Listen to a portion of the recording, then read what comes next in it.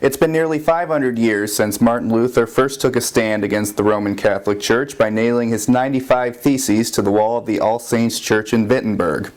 In the time since then, a new reformation has swept the Christian Church, giving way to a plethora of new denominations of faith.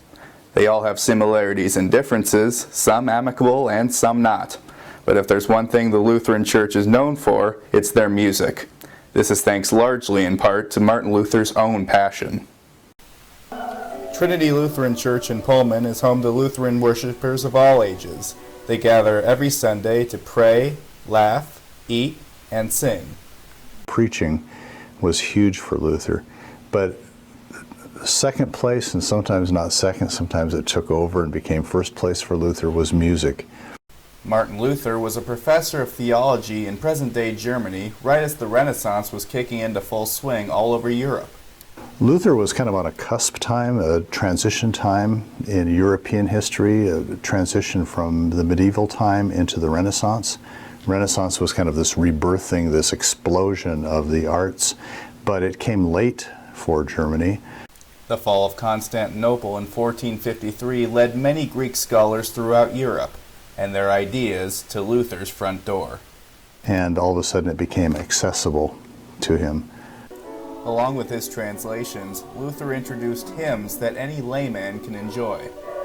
And the songs that he wrote, the songs that he created, oftentimes were taking words that he made and then combining them with well-known folk songs, even a couple of bar songs, so that the people who would be hearing the songs would go, "Oh, I know that," and then they would just add the new words. It's that hymnody, Pastor Wes Howell of Trinity suggests, that sets Lutherans apart from other Christians. His creation of hymnody was a huge step, the creation of hymns and songs, a huge step in being able to give the people in the pews something to say back, to sing back, and ways to participate.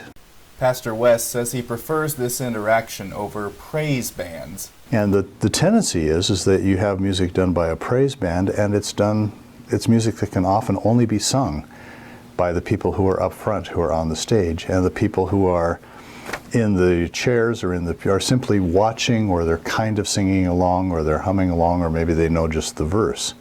Well, Lutherans object to that because we think that everybody should simply be able to sing. But Pastor West would like to clear up one misconception. Martin Luther was not a Protestant. Lutherans will often get classified or lumped into the general Protestant category, but we're really not. Luther really had no intention of creating a new church. In fact, he fought it for decades. What he wanted to do was reform the church that he was in. As a result, the Lutheran service is very similar to the Catholic service. If you were to go to a Lutheran worship service and a Catholic worship service, a lot of people are stunned because they say, well, they're almost identical. Well, they are. This idea of all-inclusiveness extends beyond the music and into the liturgy itself. Congregation members are invited to assist with the worship service. Children are even invited to hand out communion. But along with the parishioners, Pastor Wes has nothing but praise for his colleagues. Dr. Jill Schneider, organist at Trinity, and Dr. Mike Murphy, Trinity's choir director.